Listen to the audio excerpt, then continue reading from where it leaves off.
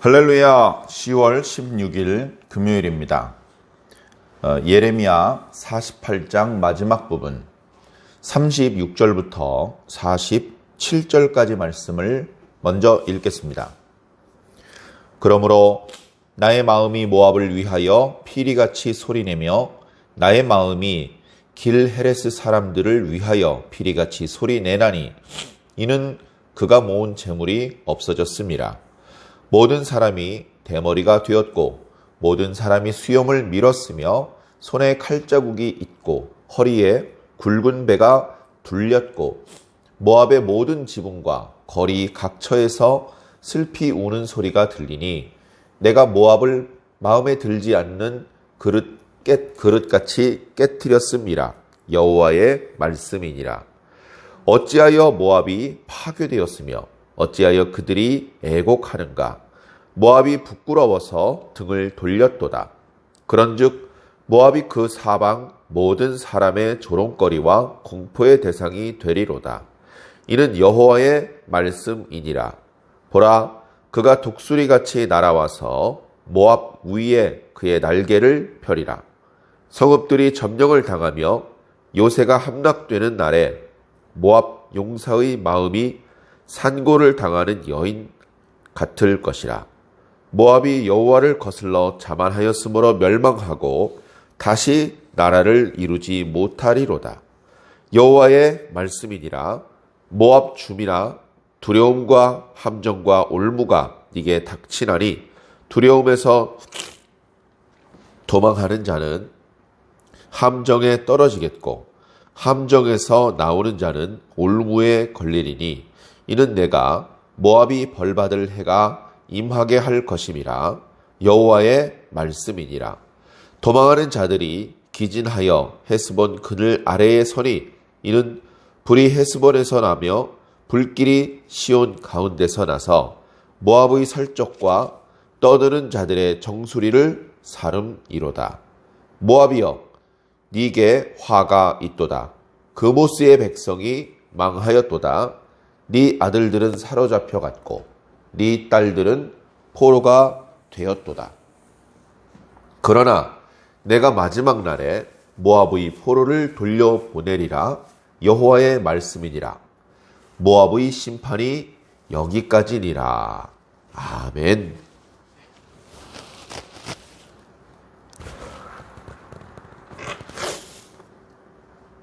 모압을 향한 하나님의 심판의 말씀이 여기까지입니다. 다른 나라와 달리 모압에 관해서는 꽤 많은 분량으로 말씀하고 있죠. 모압은 반복해서 그 교만함 때문에, 그 자만함 때문에 멸망을 피할 수가 없다. 인간적인 표현으로 말씀을 드리자면 어차피 바벨론이 다른 나라의 독립과 그런 것들을 인정하지 않고 그 강력한 힘으로 주변의 모든 나라들을 이제 점령하고 영토를 확장하는 과정에 모압같이 작은 나라가 견딜 수가 없지. 모압뿐 아니라 암몬, 에돔, 두로와 시돈, 블레셋, 심지어 애굽까지 바벨론 군대에 항복할 수밖에 없는 그런 막강한 힘이 바벨론에게 있는데, 하나님께서 바벨론을 그렇게 강하게 세우셨는데 무슨 다른 방법이 있겠어? 그렇게 표현할 수도 있지만 그 근본에 쟤는 잘못해서 야단맞고 쟤는 잘못해서 혼나는 게 맞는데 모압은 잘못한 것도 없는데 왜 혼내십니까? 라고 말하기에는 모압은 그 자체로 충분히 하나님의 진노를 사기에 충분한 범죄를 저질렀으며 하나님께서 묵고하실 수 없는 잘못을 가지고 있었습니다. 그것을 이제 어제 말씀에 몇 가지로 요약을 했었죠. 우상 숭배를 했고 교만해졌고 하나님 앞에 자랑하는, 그리고 이스라엘을 향하여 조롱하는, 그 모든 것들이 우상 숭배에서 출발한 교만 때문에 벌어진 일들이다라는 말씀을 드렸습니다. 오늘 말씀에도 결국 모압이 그 교만함 때문에 멸망하게 되고 다시는 나라를 이루지 못하게 될 것을 말씀하고 계십니다. 오늘의 말씀을 또 살펴보겠습니다. 36절을 보면 나의 마음이 모압을 위하여 피리같이 소리를 낼 것이다 라고 말합니다. 피리처럼 소리를 낸다. 이 소리는 피리 소리, 아름다운 소리, 즐거움의 소리, 축제의 소리가 아니고요. 왠지 슬픈 소리 같지 않습니까?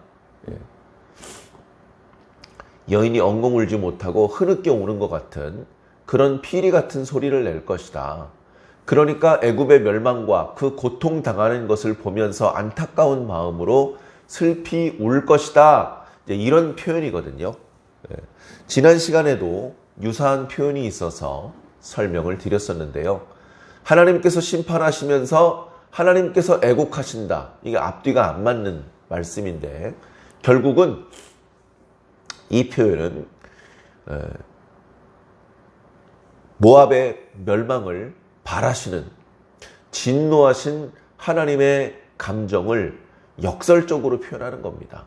그리고 그렇게 고통당하고 과거에는 주변 사람들을 조롱하더니 이제는 자신이 조롱거리가 된 그런 모압의 모습을 보면서 통쾌하게 생각하는 그런 하나님의 마음을 역설적으로 또는 조롱하는 투로 말씀하시는 것입니다. 결국은 그렇게 하나님께서 소리를 내는 까닭은 그가 모은 재물이 없어졌기 때문이다. 모압은요, 재물이 없어졌기 때문에 슬퍼하고 재물이 없어졌기 때문에 모든 희망을 잃어버리고 낙심하며 고통 가운데 떨어졌습니다. 몸도 육체적으로도 고통 가운데 떨어졌고 그들의 정신, 그들의 마음도 완전히 무너져 내렸습니다. 왜냐하면 그들의 정신을 지탱해 주는 힘은 재물이었기 때문에 그렇습니다. 그래서 그들은 부지런히 재물을 쌓아 올렸습니다.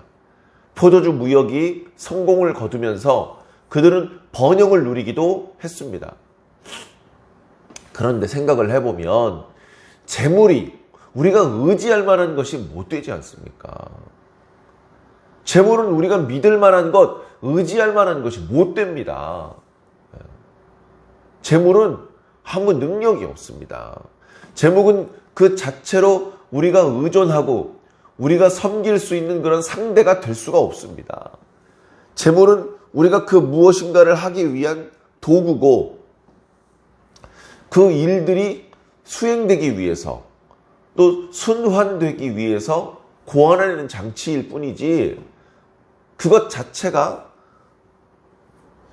우리의 순종과 우리의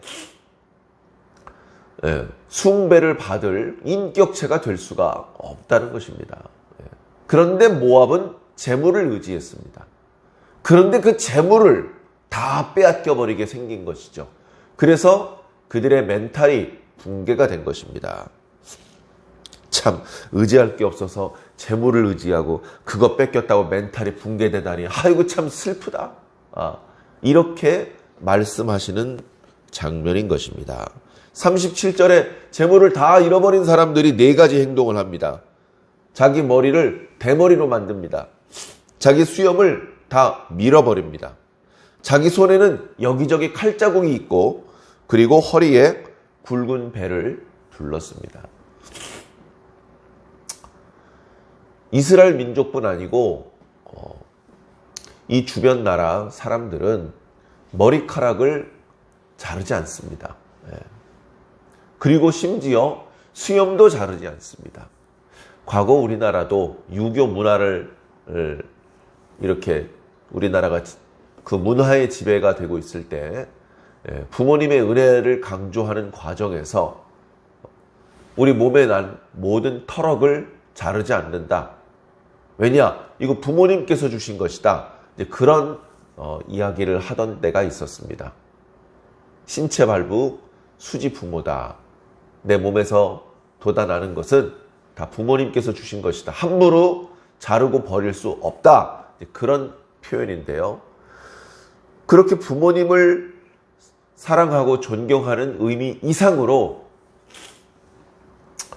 과거 이스라엘과 그 주변 나라 사람들은 거기에 종교적인 의미까지 보태져서 자신들의 수염을, 머리카락을 절대로 밀지 않았습니다.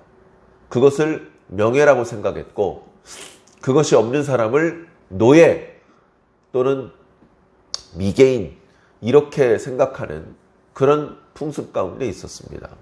그런데 그렇게 소중하게 생각하던 자신의 머리털과 수염털을 스스로 미는 경우가 있었으니 이건 극도의 슬픔과 극도의 고통과 그런 안타까운 마음을 표현할 때 그렇게 했습니다.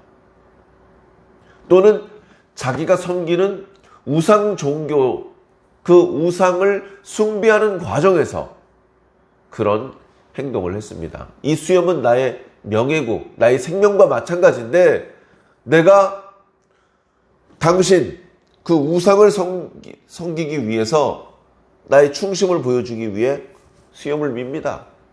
나는 나의 명예보다도 내가 섬기는 우상을 더 중요하게 생각하기 때문에 오늘 우상 숭배 의식을 통해서 내 수염을 잘라버리겠습니다. 그래서 이제 우상 숭배를 하는 이방 종교의 제사장들 중에는 대머리나 수염을 민 사람들이 많이 있었죠. 그리고 우리가 과거 이스라엘 백성들이 바알 종교에 빠져 있을 때 하나님께서 세우신 엘리야가 그 바알과 아세라의 선지자들과 영적인 그 기도 대결을 했을 때 보아서 알지만 그들은 자기 신에게 기도할 때에 자신의 간절한 마음을 강조하기 위해서 칼로 스스로 자기 몸에 상처를 냅니다. 자해를 하는 것이죠. 그래서 그 고통 그리고 그 흐르는 피 이런 것들을 신을 향한 정성이다, 간절함이다 이제 그런 생각을 했었습니다. 그러니까 우상 종교를 오래 섬겼던 사람들 몸에는 여기저기 흉터가 많습니다. 흉터가 많을수록 경험이 많고 그 우상 종교에 깊이가 있고 더 강력한 영적인 힘이 있는 그런 주술사로 인정을 받는 어떻게 보면 하등한 문화죠. 자, 그런데 모압 백성들이 그렇게 우상 숭배 문화에 길들여져 있는 사람들이 나라가 망하는 자신이 그동안 겪었던 고통과 슬픔 중에서 가장 큰 슬픔을 만났기 때문에 머리는 대머리가 되었고 모든 머리가 대머리가 되었다라고 말하고 있습니다. 그리고 그 사람들은 수염도 다 밀었고 자기 몸에 여기저기에 칼로 낸 상처가 있고 허리에는 배를 둘렀다. 38절에 모든 지붕과 모든 거리 각처에서 슬피 우는 소리가 들린다. 지붕은요, 개인적인 공간입니다. 자기 집으로 들어가서 자기 가족들만 사는 그 집에 지붕은 그 집 가족이 아니면 올라가는 길도 잘 몰라요. 그 지붕 위는 곡식을 말리기도 하지만 음란한 행동을 하거나 아니면 우상 숭배를 할 때도 그 장소를 쓰기도 했습니다. 매우 사적인 공간이죠. 그 다음에 거리는 이 집 사람도 저 집 사람도 나오는 그야말로 저자거리입니다. 장사도 할 수 있고 흥정도 할 수 있고 많은 사람들이 다니는 곳입니다. 그런 사적인 공간과 공적인 공간 모든 곳에서 슬피 우는 소리가 들린다. 애굽 땅 전역에 슬피 우는 소리가 들리지 않는 자리가 없는 것이죠. 그렇게 된 이유는 하나님께서 모압을 깨트리셨다. 아우, 이 그릇은 마음에 안 들어. 에이, 깨버리고 싶어. 그릇을 만드는 사람이 정성껏 만들었고 또 가마에 잘 구웠는데 어딘가 결점이 있으면 일반인들은 그것을 잘 발견해내지 못하지만 전문가의 눈에는 그것이 드러나고 아까워 보이지만 그것을 망치로 아낌없이 깨버립니다. 심하면 모든 그릇을 다 깨버리는 때도 있다 그러는데 그런 정도로 마음에 들지 않는 그릇을 그릇을 볼 줄 아는 사람의 눈에는 깨트려 버리고 싶을 그런 그릇인 것입니다. 근데 마치 모압이 그런 그릇이라는 것입니다. 그럭저럭 쓸만해가 아니고 도저히 그냥 둘 수 없는 그런 상태인 것이죠. 어찌하여 모압이 파괴되었고 어찌하여 그들이 애곡하는가? 모압 사방에 있는 모든 사람들이 이제 모압을 조롱하게 될 것이다. 그리고 모압이 그렇게 잘 나가다가 한순간에 꺾인 것을 보면서 야, 이것은 여호와 하나님의 기세에, 여호와 하나님의 분노에 몇몇 사람이 아니라 나라가 멸망하는구나 하면서 더욱 하나님을 두려워하게 될 것을 말씀하고 있습니다. 보라, 그가 독수리같이 날아와서 모압 위에 그의 날개를 펼칠 것이다. 성읍들이 점령을 당하여 요새가 함락되는 날에 모압 용사의 마음이 산고를 당하는 여인 같을 것이다. 하나님께서 날개를 펴십니다. 그러면 지상에서는 하나님께서 당신의 도구로 사용하시는 바벨론 군대가 밀물처럼 다가오는 것입니다. 그들을 보고 그들과 싸워야 되는 바벨론의 용사들, 모압의 용사들은 그 마음이 얼마나 고통스럽겠습니까? 야, 바벨론의 대군이 몰려온다. 우리는 싸워서 이길 수 없다. 우리 이제 다 죽겠구나. 그런 것들이 예감이 되면 얼마나 마음에 고민이 심하고 사기가 땅에 떨어져서 마음이 녹는 것 같겠습니까? 그렇게 될 것이다.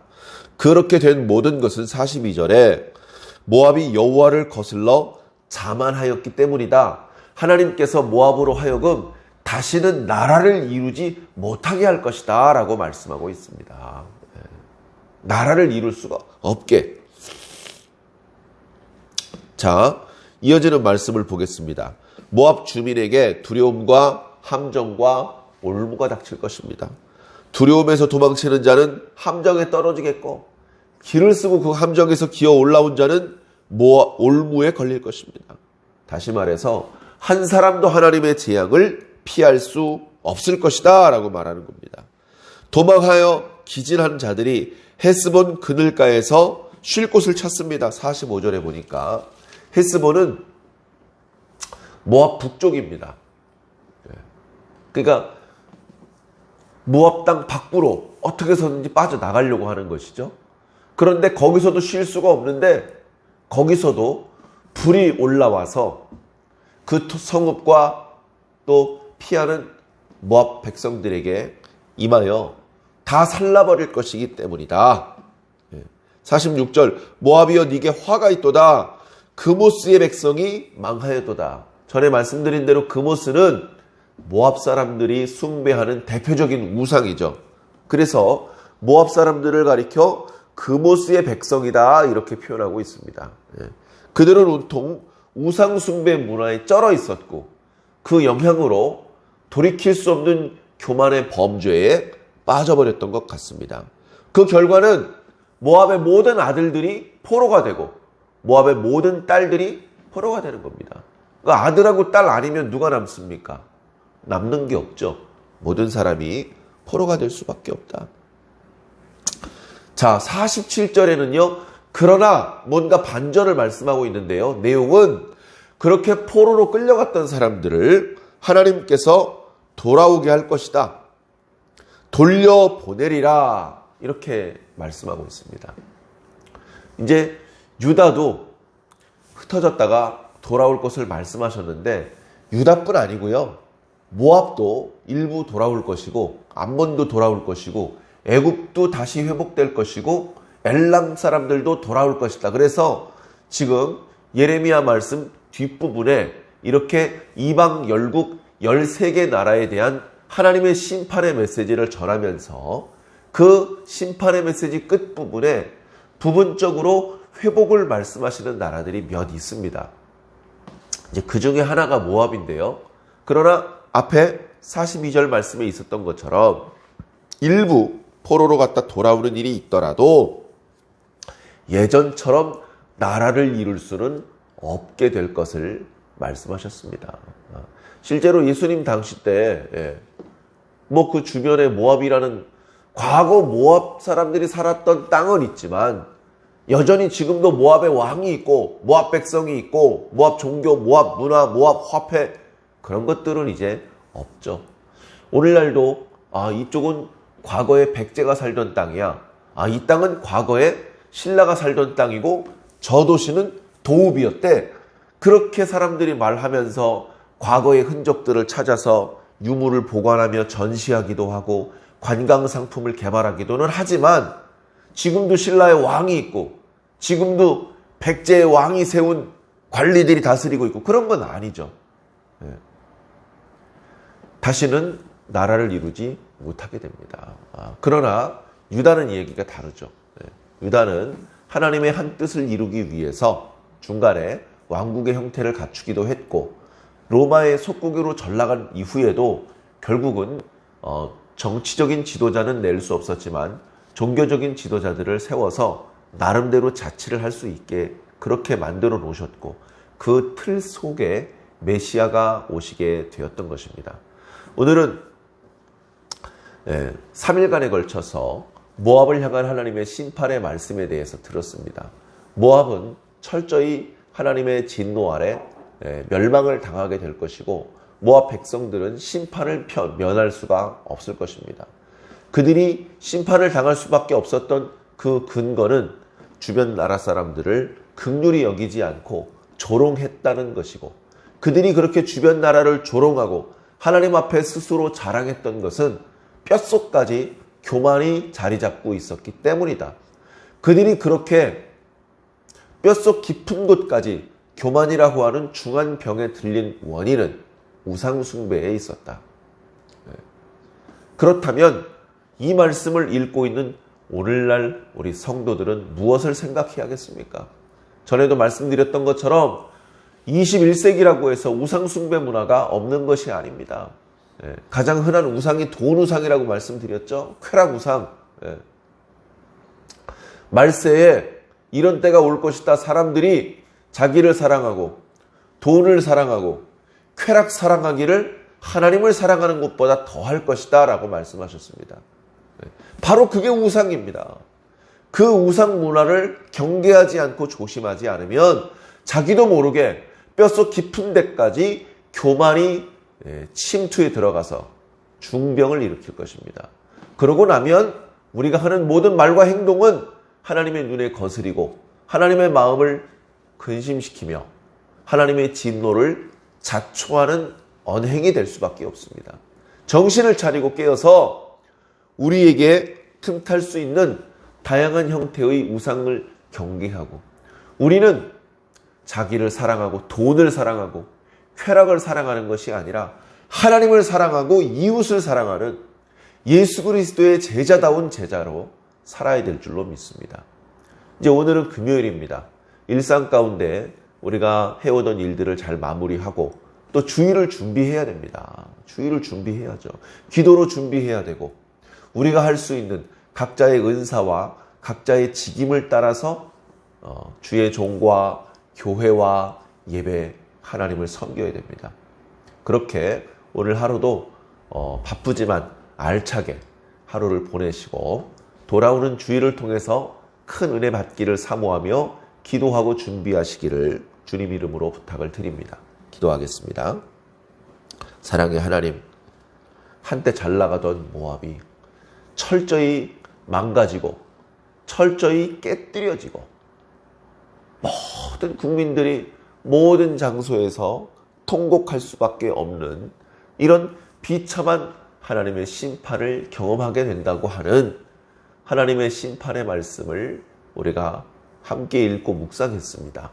그러나 이 이야기가 남의 이야기로만 치부하기에는 우리가 당할지도 모르는 하나님의 진노라는 것을 생각할 때에 하나님 아버지, 저희들이 이 말씀을 통해서 교훈을 배우고 저희들이 이 말씀을 묵상하면서 옷깃을 여미게 됩니다.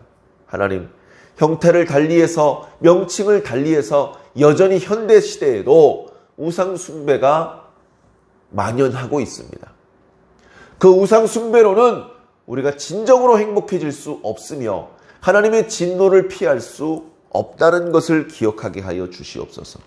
그리고 그 우상 숭배 때문에 우리는 오히려 교만이라고 하는 절대 걸려서는 안 되는 중한 병에 걸려 우리가 말하는 모든 것과 우리가 생각하는 모든 것, 우리가 행하는 모든 것에 있어서 하나님께서 보실 때에 모자람이 드러나고 하나님의 진노와 심판을 자초하는 어리석은 모습으로 전락하게 될 수 있기 때문에 하나님, 우리는 깨어 있어야 하며 우상 숭배의 그 그림자에 발도 디디지 않고, 그리고 우리들의 몸과 마음과 영혼 속에 교만이라는 것이 틈타지 못하도록 잘 지켜야 될 줄로 믿습니다.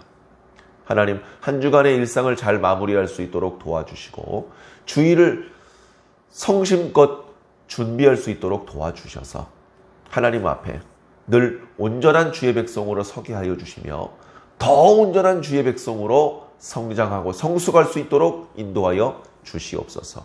감사하며 예수 그리스도의 이름으로 믿고 기도하옵나이다. 아멘.